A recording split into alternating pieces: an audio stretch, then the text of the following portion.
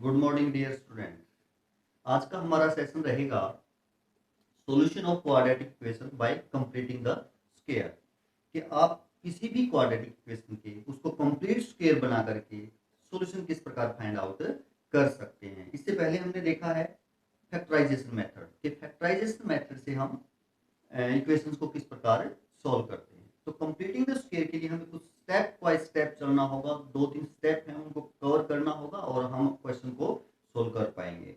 तो हम एक एग्जांपल के थ्रू पहले समझेंगे, फिर हम स्टैंडर्ड फॉर्म पे चलेंगे और उससे कुछ निश्चित रिजल्ट निकालेंगे कि कोई क्वाड्रेटिक इक्वेशन है तो कुछ रिजल्ट्स जो है वो क्या हो सकते हैं। तो पहले एग्जांपल के थ्रू समझेंगे हम। जैसे आपका एग्जांपल है 3x² minus 5x plus 2 equal to 0। तो कंप्लीटिंग द स्क्वायर से करने के लिए सबसे पहले तो हमें इक्वेशन को स्टैंडर्ड फॉर्म में लिखना पड़ेगा। स्टैंडर्ड फॉर्म आप समझते ही हैं, पहले x² वाली टर्म, फिर x वाली टर्म, फिर कांस्टेंट और इक्वल टू 0, इस प्रकार लिखना पड़ेगा। अब कंप्लीटिंग द स्क्वायर आपको पता है कि कोई भी स्क्वायर कंप्लीट कब होता है, जैसे ऐसे हो a प्लस बी का कंप्लीट स्क्वायर है, इसके इक्वल होता है a square plus 2ab plus b square. Sum का स्क्वायर है ये, सब्ट्रैक्शन का स्क्वायर किसके इक्वल होता है a square minus 2ab plus b square. अगर कोई दो नंबर a और b हैं तो एडिशन और सब्ट्रैक्शन का स्क्वायर ये होता है। हम ऐसा बनाएंगे और उसको फिर ऐसे लिख देंगे। इस प्रकार की कोई टर्म बनाएंगे, अगर ऐसा है तो उसको आप ऐसा लिख सकते हो, और यदि आप ऐसा बना पाते, ऐसा बनता है वो, तो आप उसको ऐसे लिख देंगे। यानी इस फॉर्म में या इस फॉर्म में हम इक्वेशन को कन्वर्ट करेंगे। तो ऐसा बनता है तो इस प्रकार लिख देंगे, ऐसा बनता है तो इस प्रकार लिख देंगे। वो तरीका क्या है कन्वर्ट करने का, वही हमें सीखना है कि कंप्लीट स्क्वायर बनाना कैसे है। ये तो कंप्लीट है तभी इसको ऐसा लिखा, ये भी कंप्लीट है तभी इसको ऐसा लिखा। ये कंप्लीट अभी नहीं है, बनाएंगे। किस प्रकार बनाएंगे वो मेथड ही हमें यहाँ सीखना है। तो देखते हैं किस प्रकार। पहला स्टेप है आपका, सबसे पहला जो स्टेप है, यहाँ स्टेप लिखते हैं हम वो बनाने के लिए कि आपको सबसे पहला स्टेप क्या करना होता है। सबसे पहले आपको एक्स स्क्वायर के कोएफिशिएंट को 1 बनाना होता है। एक्स स्क्वायर जो भी एक्स में है तो एक्स स्क्वायर, वाई में है तो वाई स्क्वायर, जेड में है तो जेड स्क्वायर के कोएफिशिएंट को क्या बनाना होता है 1, यूनिटी बनाना होता है। इसको एक्स स्क्वायर के कोएफिशिएंट को, कोएफिशिएंट तो समझते ही आप, जो एक्स स्क्वायर के मल्टीप्लाई में है वो कोएफिशिएंट है, एक्स के जो मल्टीप्लाई में वो एक्स का कोएफिशिएंट है। तो एक्स स्क्वायर के कोएफिशिएंट को आपको क्या बनाना होता है 1। पहला स्टेप यही रहेगा आपका। तो ऐसा करने के लिए कब बन सकता है, जब हम इसको 3 से डिवाइड करें। यहाँ 3 है तो 3 से डिवाइड करेंगे, या 5 होता तो 5 से डिवाइड कर देते, 1 बनाना है, जो भी है उसी से डिवाइड कर देंगे। एक्स स्क्वायर के जो भी मल्टीप्लाई में है उसी से डिवाइड कर देंगे। पहला स्टेप यही रहेगा, divide both sides by 3 we get. अगर आप इसको 3 से डिवाइड करेंगे तो 3x² by 3 minus 5x by 3 2 by 3 equal to 0 by 3, ये बन जाएगा जी। नेक्स्ट स्टेप देखिए आप, 3 से यहाँ 3 कट जाएगा, x² बचेगा माइनस 5 बाय 3 x। फिर सेकंड स्टेप ये मान लिया कि जो भी कांस्टेंट टर्म है उसको आप इक्वल के साइड से उस तरफ लेके जाएंगे। ये तो आपका 0 ही रहेगा, अगर 0 को 3 से डिवाइड करोगे तो क्या ही रहेगा 0 रहेगा। सेकंड स्टेप क्या करना है आपको, जो भी कांस्टेंट टर्म है, पहला ये करने के बाद second step, step second, constant term को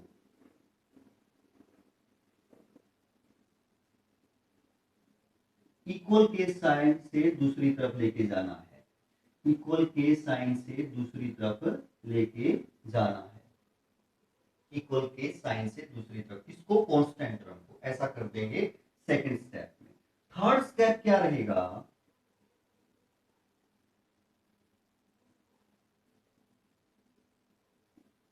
थर्ड स्टेप क्या रहेगा आपका, थर्ड स्टेप आपने ये देखना है कि x का क्या कोफिशिएंट है, x के कोफिशिएंट का हाफ, ये x का कोफिशिएंट है, साइन नहीं चेक करना, प्लस ले लेना है यहाँ पे, चाहे प्लस का हो चाहे माइनस का हो। ये आपका -5/3 है, बट यहाँ आपको 5/3 लेना है, उसका हाफ करना है, इसका हाफ क्या होगा 5/6। जो हाफ बनता है उसका स्क्वायर दोनों तरफ ऐड करना है। और यदि हम किसी इक्वेशन में सेम क्वांटिटी दोनों तरफ ऐड करें या सब्ट्रैक्ट करें तो इक्वेशन में कोई चेंज नहीं होता, लेफ्ट और राइट साइड इक्वल ही रहती है। तो हमें क्या करना है, x के कोफिशिएंट का हाफ और उसका स्क्वायर, हाफ का स्क्वायर ऐड करना है दोनों तरफ, ये ध्यान रखें। x² - 5/3x, यहाँ हाफ आपका 5/6 है, उसका स्क्वायर ऐड कर देंगे, इधर भी -2/3 है और ऐड क्या कर देंगे 5/6 का स्क्वायर, दोनों तरफ आपने क्या कर दिया ऐड कर दिया। अब कुछ भी नहीं करना, अब तो सिर्फ सिंप्लीफाई करना है और ये स्क्वायर बनेगा, कौन सा बनेगा वो देखेंगे हम। देखो ये अगर ये a माने a स्क्वायर है, ये आपका b स्क्वायर है, a² + b², ये किसकी वैल्यू है आपकी 2ab की। देखो अगर हम यहाँ देखना चाहें, आपका a क्या है x है, b क्या है 5/6 है, तो 2ab क्या बनेगा, 2 मल्टीप्लाई में a x है, b 5/6 है, तो ये काटेंगे आप 3, तो 5/3x बनेगा। तो 5/3x ही है ना 2ab, क्या है 5/3x, और ये माइनस का साइन है, इसका मतलब ये वाली आइडेंटिटी बनेगी, ये वाली, और इसको आप ऐसे लिख सकते हो, इसको आप क्या लिख सकते हो, ऐसे लिख सकते हो, यानी x - 5/6 का होल स्क्वायर लिख सकते हो। ये आपका a है, ये आपका b है, a² + b² - 2ab, आपको दिखा दिया कि इतना ही बनता है, लिख दिया जी। यहां ये बनेगा -2/3 + 25/36, स्क्वायर को यदि हम खोलेंगे और इसको दोनों को ऐड करेंगे तो 36 एलसीएम आ जाएगा आपका, 3 का और 36 का। 3 से इसको डिवाइड करेंगे 12, 12 और -2 की मल्टीप्लाई माइनस के 24 हो जाएगी। आगे साइन किसका है, प्लस का, तो आप प्लस का लगा देंगे। 36 से डिवाइड करेंगे 1, 1 और 25 की मल्टीप्लाई आपकी 25 ही हो जाएगी, यानी x - 5/6 इक्वल टू 0, x - 5/6 सारे का होल स्क्वायर इक्वल टू 0 नहीं, क्या ये 24 माइनस के 25 प्लस के तो ऊपर 1 और अपॉन में 36, ये बचेगा। अब देखिए आप खोलेंगे नहीं इसको, हम खोलेंगे तो यही आ जाएगा, इस स्टेप से तो हम यहाँ आए ही हैं, स्क्वायर को खोलेंगे नहीं, ये स्क्वायर रूट खत्म करेंगे। अब किसी संख्या का स्क्वायर है तो स्क्वायर रूट खत्म कैसे होता है, स्क्वायर रूट करते हैं तब, कब खत्म होगा, जब हम दोनों तरफ क्या करेंगे स्क्वायर रूट। यदि आपकी दो टर्म्स इक्वल हैं और यदि आप दोनों तरफ स्क्वायर रूट करते हो तब भी इक्वल ही रहेंगी, तो taking square root both side, square root लेंगे दोनों तरफ, taking square root both side, तो या स्क्वायर से स्क्वायर रूट कैंसिल हो जाएगा, ये बच जाएगा। और यहाँ प्लस माइनस किसी संख्या का जब स्क्वायर रूट करते हैं तो प्लस माइनस लगता है, 1 का स्क्वायर रूट 1 और 36 का स्क्वायर रूट 6 हो जाएगा, यानी आपके अब क्या बचेगा, ये दो चीज बातें होंगी आपके पास, या तो x - 5/6 प्लस माइनस है तो एक बार 1/6 के इक्वल रख देंगे, या x - 5/6 5/6 - 1/6 के इक्वल रख देंगे। दो ही बात हुई ना, प्लस माइनस जब हमने साथ लिया, इसको भी सोल्व करेंगे हम और उसको भी सोल्व करेंगे। अब यहाँ से x की वैल्यू फाइंड आउट करेंगे, यहाँ से भी करेंगे, तो x इधर रखेंगे 1/6 ये है, इसको उधर लेके जाएंगे तो प्लस का 5/6 हो जाएगा, और 6 यदि आप एलसीएम लेंगे तो ऊपर भी 6 हो जाएगा, 1 + 5 तो 1 आ जाएगा आपकी वैल्यू, x की वैल्यू क्या आ जाएगी हमारी 1। अब इसको सोल्व करेंगे, हम देखेंगे उधर लेके जाएंगे तो 5/6 प्लस का हो जाएगा -1/6 है ही, 6 एलसीएम लेंगे तो यहाँ तो 5 ही रहेगा, यहाँ 1 हो जाएगा, यानी 4/6, और x की जो वैल्यू है वो 2/3 आ जाएगी। यदि 2 पे आप काटेंगे तो कितना आ जाएगा? 2/3। तो आप कह सकते हैं कि x1 और x2/3 इसके क्या होंगे? सॉल्यूशन होंगे। और जो ये मेथड हमने देखा इसी को हम कहेंगे कंप्लीटिंग द स्क्वायर। इसी मेथड को हम कहेंगे कंप्लीटिंग द स्क्वायर। सिर्फ 3 स्टेप ही याद रखने हैं आपको, केवल ये 3 स्टेप, और आपका कंप्लीट स्क्वायर हो जाएगा। आगे तो सिर्फ सॉल्व करना है, आगे तो सिर्फ सिंपलीफाई करना है, कोई वो अप्लाई नहीं करना है। पहला स्टेप क्या याद रखना है कि सबसे पहले तो आपको स्टैंडर्ड फॉर्म में लिखना है, उसके बाद एक्स स्क्वायर के कोफिशिएंट को 1 बनाना है। एक्स स्क्वायर के कोफिशिएंट को क्या बनाना है? 1। सेकेंड स्टेप, कांस्टेंट टर्म इधर है उसको आप राइट साइड ले आएंगे। कौन सी साइड ले आएंगे? Right side. जो भी आपकी एक्स वाली इधर रखेंगे, कांस्टेंट टर्म को आप इक्वल के साइन से उधर लेके जाएंगे। थर्ड स्टेप फिर क्या करना है? एक्स का कोफिशिएंट देखना है, उसके हाफ का स्क्वायर। एक्स का कोफिशिएंट उसका हाफ किया, ये बनेगा। उसका स्क्वायर दोनों तरफ ऐड कर देना है, उसका स्क्वायर दोनों तरफ क्या कर देना है? ऐड। फिर आपका लेफ्ट साइड क्या बन जाएगी? कंप्लीट स्क्वायर बन जाएगा। या तो a प्लस बी का बनेगा या a माइनस बी का बनेगा। अगर तीनों प्लस की हैं तो a प्लस बी का बनेगा, अगर तीनों टर्म प्लस की हैं तो a प्लस बी का, और यदि 2ab वाली माइनस की है तो a माइनस बी का, ऐसा बनेगा। यहाँ जो बनेगा उसको आप सोल्व कर लेंगे, फिर स्क्वायर रूट करेंगे। फिर क्या करेंगे? स्क्वायर रूट, स्क्वायर कैंसिल करने के लिए। स्क्वायर रूट करने के बाद आपका यहाँ राइट साइड में प्लस माइनस लिखेंगे आप, इसका स्क्वायर से स्क्वायर रूट खत्म हो जाएगा। फिर दो बातें होंगी कि ये जो लेफ्ट साइड है या तो ये प्लस वाली के इक्वल होगी, या जो लेफ्ट साइड है वो माइनस वाली के इक्वल होगी, और उन दोनों को सोल्व करेंगे, हमारे एक्स के मान आ जाएंगे जो भी होंगे। यही है हमारा कंप्लीटिंग द स्क्वायर मेथड। इसी मेथड से हम सोल्व करेंगे। तो अब हम स्टैंडर्ड फॉर्म को सोल्व करेंगे और उससे देखेंगे क्या क्या पॉसिबिलिटीज इक्वेशंस में हो सकती हैं। तो देखते हैं स्टैंडर्ड फॉर्म। हमारी स्टैंडर्ड फॉर्म ये होती है ax² plus bx plus c equal to 0, जहां a आपका 0 नहीं हो सकता। ये तो हमें पता ही नहीं। तो सबसे पहला स्टेप क्या था? आप लिखेंगे नहीं, अब हमें उन्हें याद रखना है उन स्टेप्स को। सबसे पहला स्टेप ये था कि हम एक्स स्क्वायर की कोएफिशिएंट को 1 बनाएंगे। तो a है इसके मल्टीप्लाई में, तो डिवाइड करेंगे आप बोथ साइड बाय a। तो a से डिवाइड करेंगे, यहाँ एक्स स्क्वायर हो जाएगा a अपॉन ए, यहाँ b upon A X plus c upon A equal to 0 upon A, तो 0 ही रह जाएगा। 0 अपॉन ए क्या हो जाएगा? 0। यदि 0 को a से डिवाइड करोगे, क्योंकि ये तो 0 है नहीं, जो संख्या 0 नहीं है उससे आप डिवाइड कर सकते हैं, 0 से आप डिवाइड नहीं कर सकते। उसके बाद थर्ड क्या था? कांस्टेंट टर्म को उधर लेके जाएंगे, राइट साइड।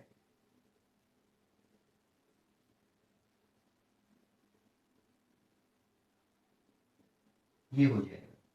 इसके बाद नेक्स्ट स्टेप ये था कि आप जो x का कोफिशिएंट है उसका हाफ करेंगे। जो x का कोफिशिएंट क्या है? b अपॉन ए, इसका हाफ करेंगे तो b अपॉन 2a हो जाएगा। यदि 2 से डिवाइड करोगे तभी तो हाफ बनेगा। इसको b अपॉन ए x का कोफिशिएंट है, इसका हाफ करेंगे तो b अपॉन 2a होगा। b अपॉन 2a का स्क्वायर दोनों तरफ ऐड करेंगे।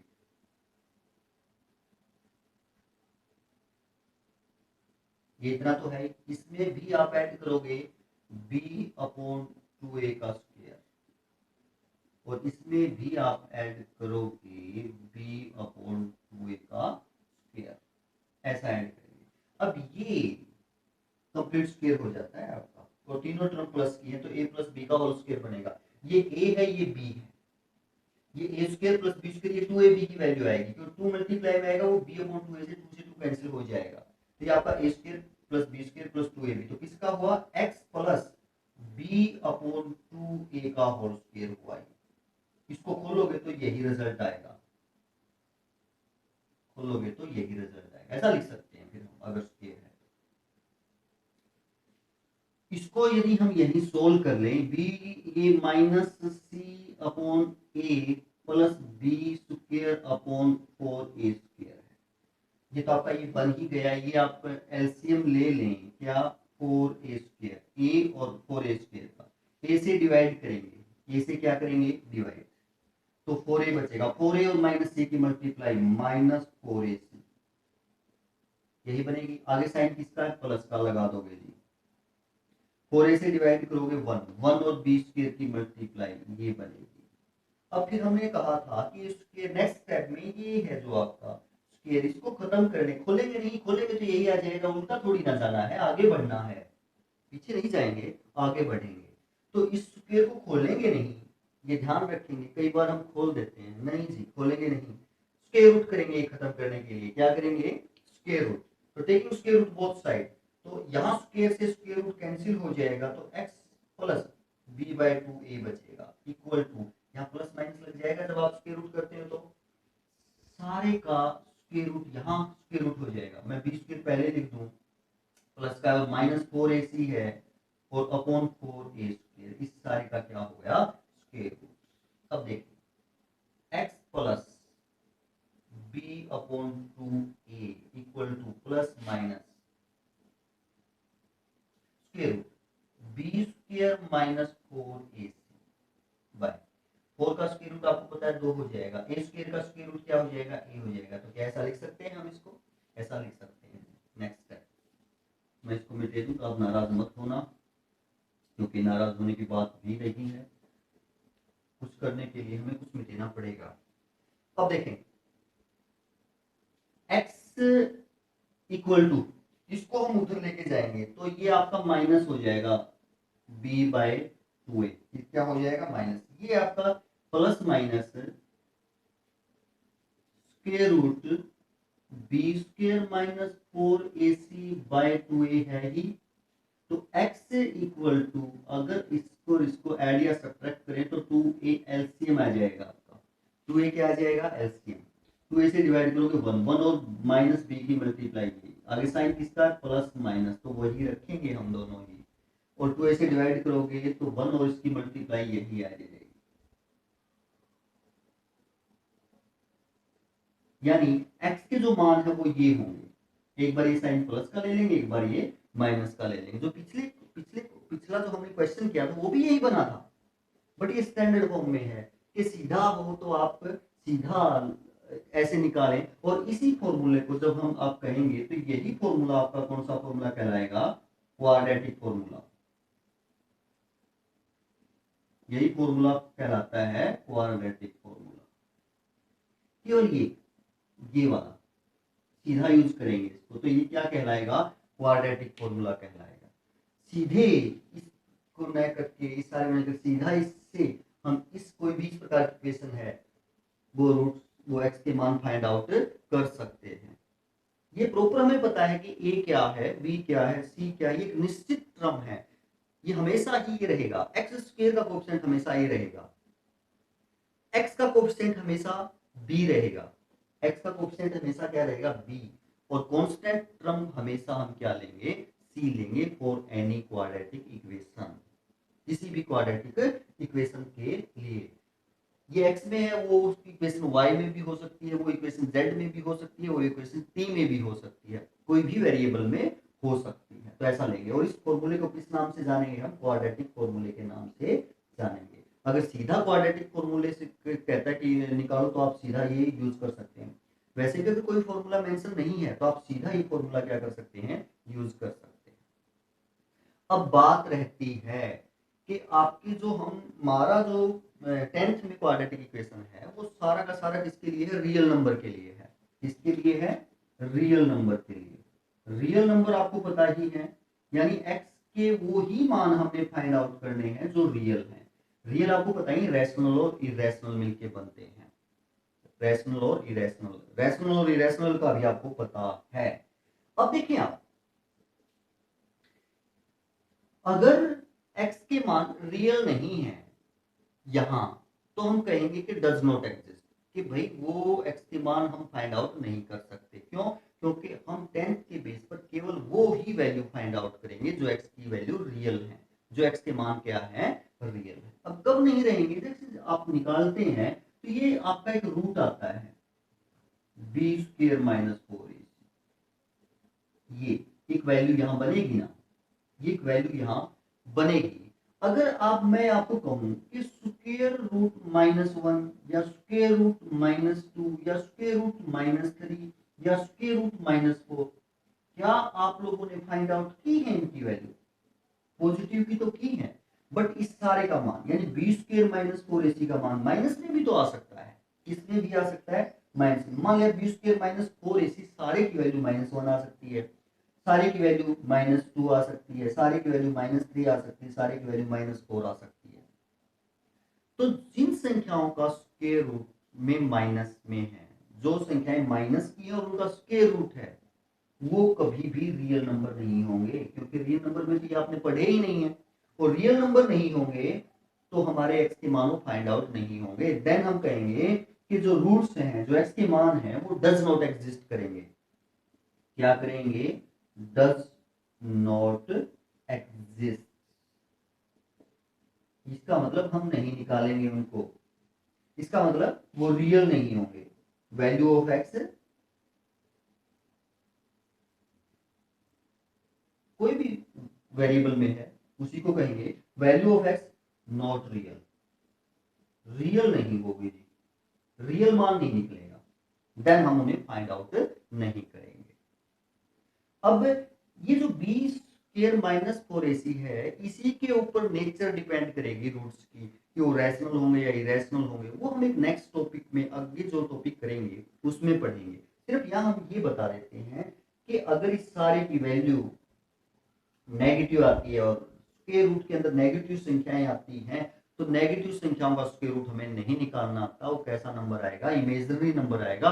और हम 10th क्लास तक रियल नंबर ही के ऊपर बेस्ड ही क्वेश्चन कर रहे हैं, रियल नंबर को ही हमने जाना है, उन्हीं के ऊपर हम क्वेश्चन करेंगे। तो आप कहेंगे उस टाइम अगर इस सारे की वैल्यू बी स्क्वायर -4ac आपका डज नॉट एग्जिस्ट रहेगा जब ये नेगेटिव आती है सारे की वैल्यू, यानी एक्स के मान रियल नहीं होंगे। अदरवाइज माइनस के नहीं है, जीरो है या जीरो से बड़े हैं, तो हम उन्हें फाइंड आउट कर सकते हैं। हम उन्हें क्या कर सकते हैं? फाइंड आउट कर सकते हैं, और हम फाइंड आउट करेंगे और देखेंगे। तो ये था आपका स्टैंडर्ड फॉर्म में कि उसको आप सोल्व कैसे करेंगे, तो ये उसका सॉल्यूशन रहेगा। और इसी फॉर्मूले को हम किस नाम से जानेंगे? Quadratic formula. किस नाम से जानेंगे? Quadratic formula. नेक्स्ट एग्जांपल देखते हैं अब क्या रहेगा।